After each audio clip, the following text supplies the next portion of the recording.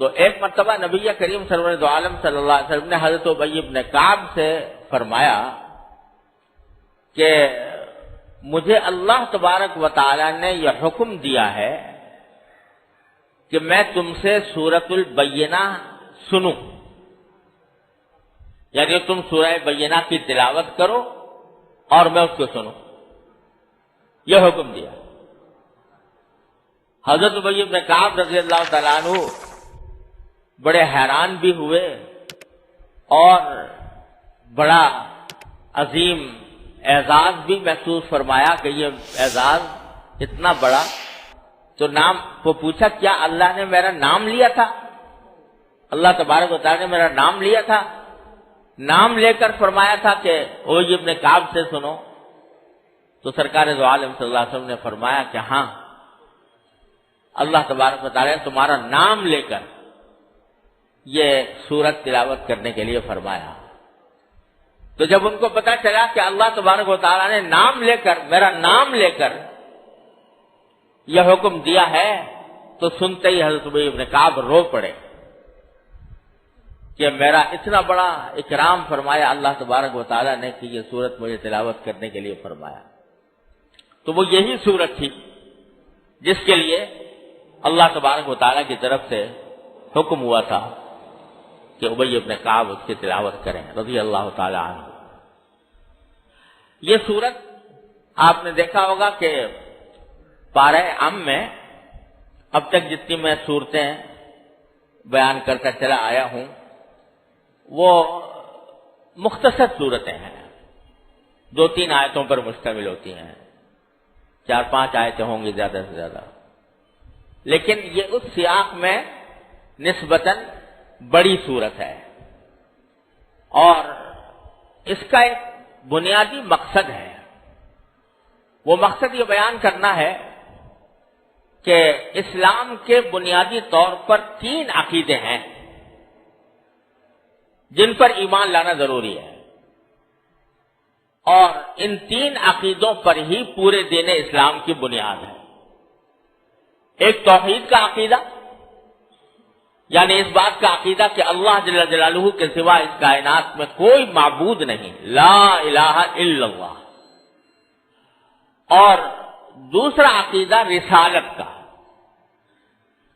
یعنی اس بات کا عقیدہ کہ اللہ تبارک و تعالی نے انسانوں کی ہدایت کے لیے کچھ پیغمبر مبعوث فرمائے اور ان پیغمبروں کی ہدایت پر عمل کرنا انسانوں کے لیے ضروری ہے، آخرت کی نجات اس کے بغیر نہیں ہو سکتی۔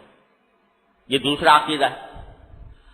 اور تیسرا عقیدہ آخرت کا ہے کہ مرنے کے بعد انسان قبر میں جانے کے بعد ایک دوسری زندگی پیش آنے والی ہے جو دائمی ہوگی، ابدی ہوگی، اس کو کبھی فنا اور زوال نہیں ہوگا۔ یہ 3 بنیادی عقیدے ہیں، توحید، رسالت، آخرت۔ اور قرآن کریم میں انہی 3 بنیادی عقیدوں کو مختلف انداز سے، مختلف پیرائے میں، مختلف اسالیب میں اللہ تبارک و تعالی بیان فرماتے رہے ہیں۔ کہیں توحید کو بنیادی موضوع قرار دے کر اس کو ثابت فرمایا ہے، کہیں آخرت کا عقیدہ بیان فرمایا ہے اور اس کو ثابت کیا ہے۔ اس صورت میں مقصود ہے رسالت کے عقیدے کو بیان کرنا،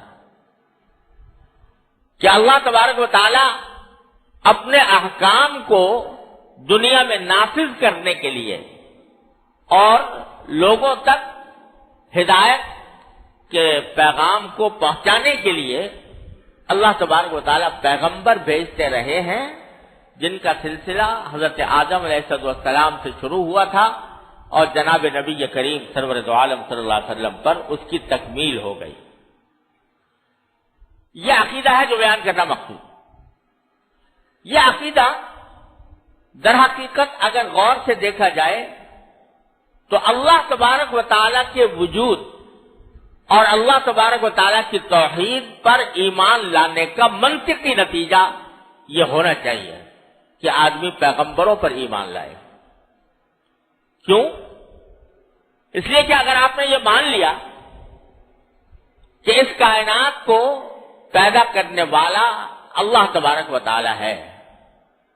اسی نے ساری کائنات پیدا کی ہے، اسی نے یہ چاند ستارے بنائے ہیں، اسی نے یہ زمین پیدا کی ہے، اسی نے اس میں جانوروں کو پیدا کیا ہے، اسی نے جمادات، نباتات اور انسانوں کو پیدا کیا ہے.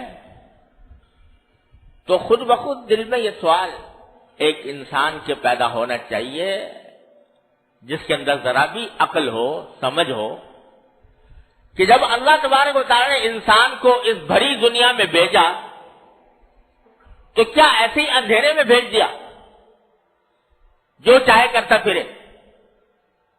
اگر اللہ تبارک و تعالی کی حکمت بالغہ پر ایمان ہے، اس کی قدرت کاملہ پر ایمان ہے، اور اس بات پر ایمان ہے کہ اسی نے انسان کو دنیا کے اندر بھیجا ہے، اور یہ دنیا متنوع قسم کی ہے، اس میں اچھائیاں بھی ہیں، برائیاں بھی ہیں، اس میں ظلم بھی ہے، ظالم بھی ہے، مظلوم بھی ہے، ہر طرح کے انسان ہیں.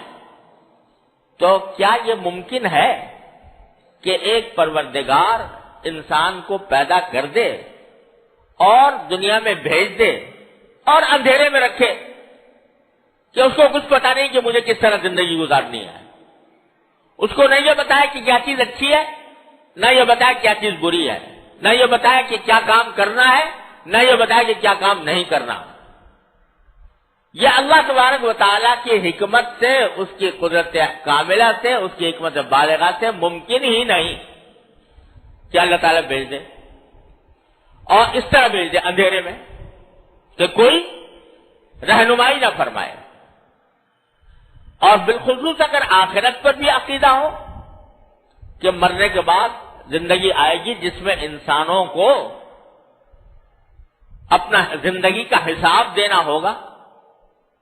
اگر کسی نے اچھا کام کیا ہے تو اس کو اچھا بدلہ ملے گا، برے کام کیے ہیں تو برا بدلہ ملے گا. اگر ظلم کیا ہے تو ظلم کا انجام وہاں دیکھے گا، اور اگر انصاف سے، عدل سے اور اللہ تعالیٰ کے احکام کے مطابق زندگی گزاری ہے تو اس کو اللہ تبارک و تعالیٰ وہاں انعام عطا فرمائیں گے، اور اگر ظلم کیا ہے تو اس کی سزا اس کو ملے گی. اگر اس پر بھی ایمان ہے تو ان دونوں چیزوں کو ملا کر دیکھو کہ ایک طرف اللہ میں نے بھیج دیا اور ہدایت کوئی دی نہیں، احکام کوئی عطا نہیں فرمائے اور کوئی رہنمائی نہیں فرمائی، اور دوسری طرف یہ ہے کہ جب وہاں پر پہنچو گے تو حساب لیا جائے گا تمہارا. یہ کیسے ممکن ہے؟ لہذا اللہ تبارک و تعالیٰ کی ذات پر، اس کی صفات پر، اس کی حکمت بالغہ پر ایمان رکھنے کا لازمی نتیجہ یہ ہے کہ آدمی یہ تسلیم کرے کہ اللہ تبارک و تعالیٰ نے انسانوں کی ہدایت کے لیے کوئی سلسلہ پیدا کیا ہے، لوگوں کو بتانے کے لیے کہ کیا اچھا ہے کیا برا ہے. اس کے لیے انبیاء کرام علیہ السلام یا پیغمبر تشریف لائے ہیں. وہ اللہ تبارک و تعالیٰ کے بھیجے ہوئے ہوتے ہیں. اللہ تبارک و تعالیٰ ان کے ذریعے انسانوں کو یہ بات بتاتے ہیں کہ تمہارے لیے کون سا کام اچھا، کون سا برا ہے، کون سا کام تمہارے لیے فائدہ مند ہے، کون سی چیز تمہارے لیے نقصان دہ ہے. اور اسی آزمائش کے لیے، اسی امتحان کے لیے انسانوں کو اس دنیا کے اندر بھیجا گیا ہے. لہذا رسالت پر ایمان لانا یہ اللہ تبارک و تعالیٰ کی قدرت کاملہ اور حکمت بالغہ پر ایمان کا لازمی اور منطقی نتیجہ ہے. اس صورت میں اللہ تبارک و تعالیٰ نے اس عقیدے کو بیان فرمایا کہ ہم نے کیوں بھیجے پیغمبر، اور پھر یہ بھی بتایا کہ پیغمبروں کے آنے کے بعد لوگوں نے کیا طور طریقے اختیار کیے اور اس کا انجام کیا ہوا. تو پہلے میں اس صورت کا ترجمہ آپ حضرات کے سامنے پیش کرتا ہوں، اس کے بعد انشاءاللہ اس کی ایک ایک آیت کی کچھ تفصیل عرض کروں گا. باری تعالیٰ فرماتے ہیں کہ لم یکن الذین کفروا من اہل الکتاب والمشرکین منفکین حتی تأتیہم البینہ.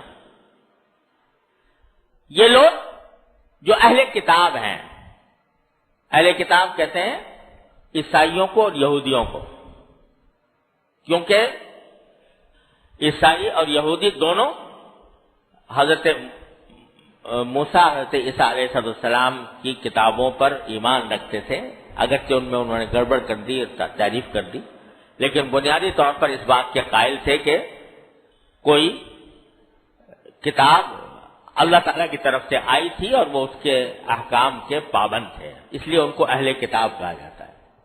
اللہ تعالیٰ فرما رہے ہیں اہل کتاب یعنی یہودی اور نصرانی، عیسائی اور مشرکین۔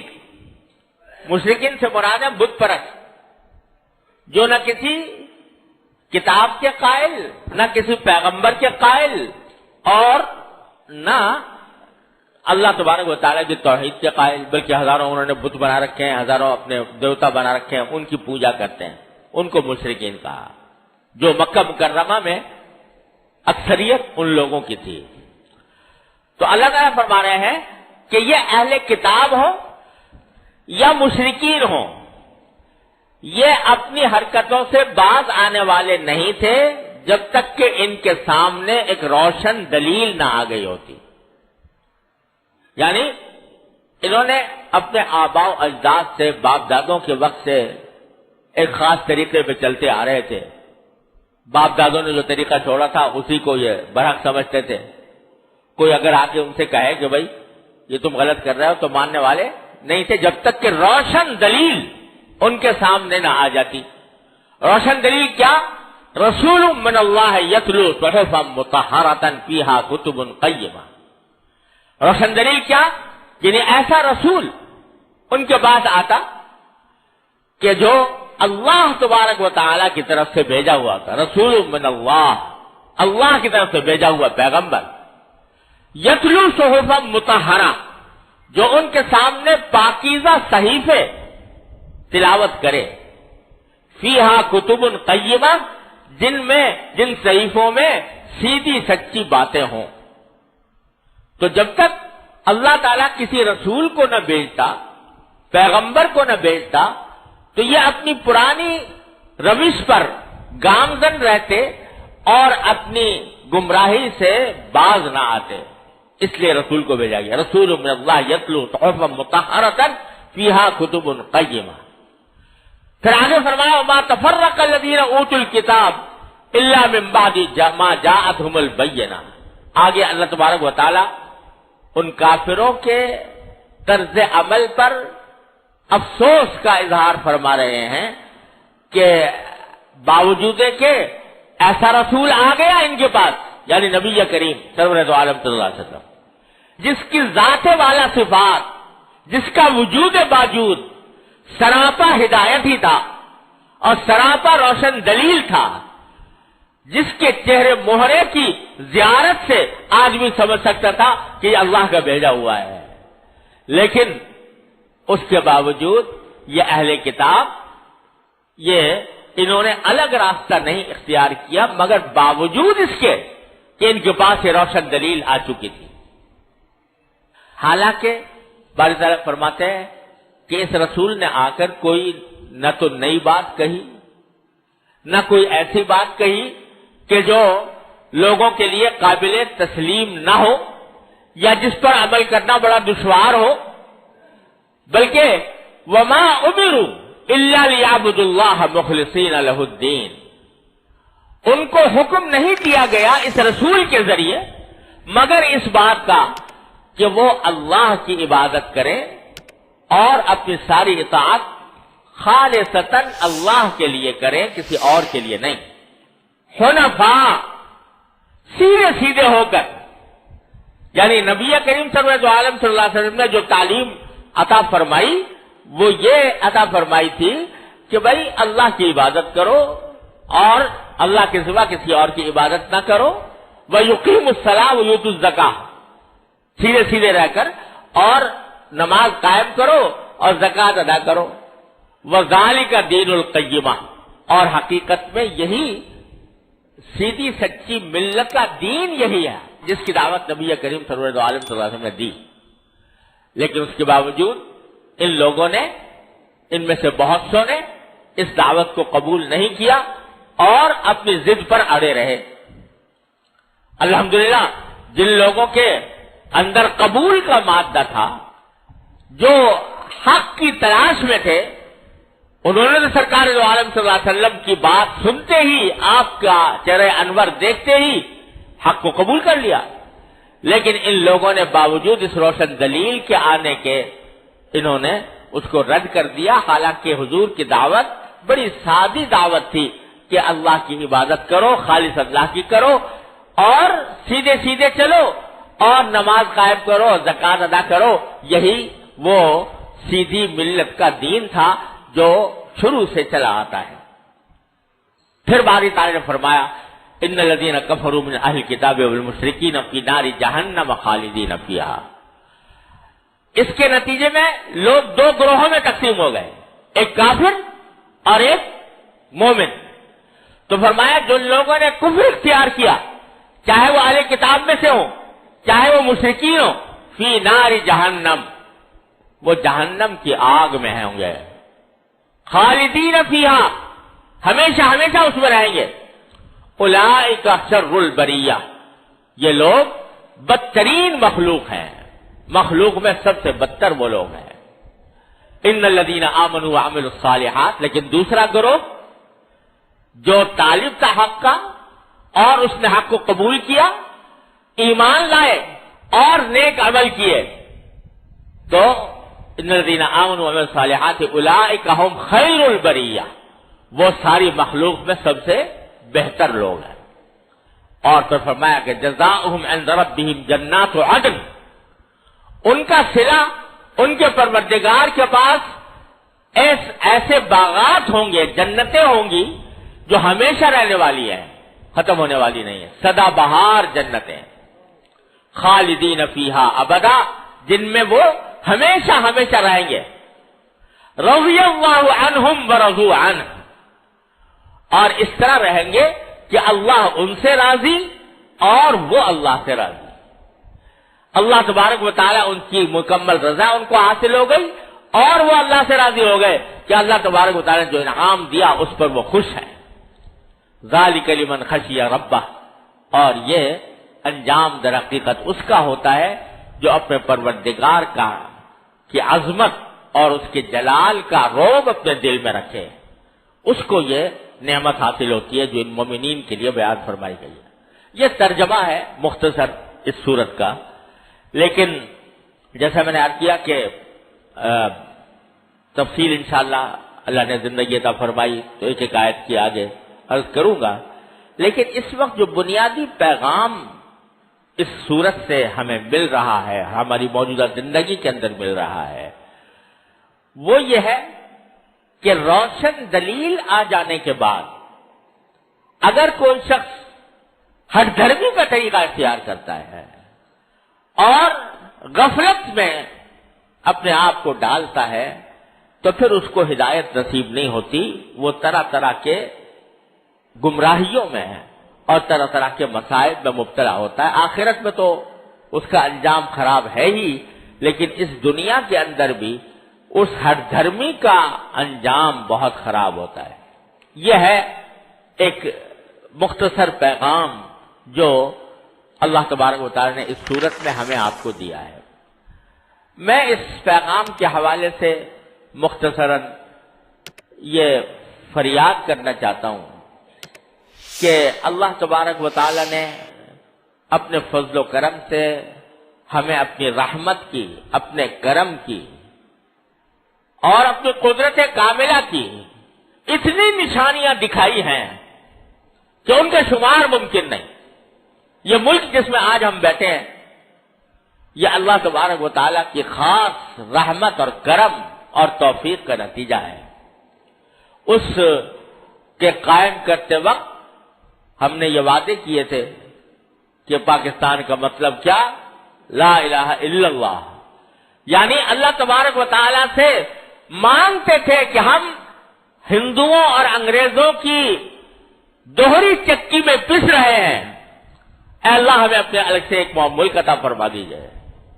اللہ تبارک و تعالیٰ نے ہزار مخالفتوں کے باوجود 1000 दुश्मनों की साजिशों के बावजूद अपने फजल व करम से मुल्क हमें अता फरमाया।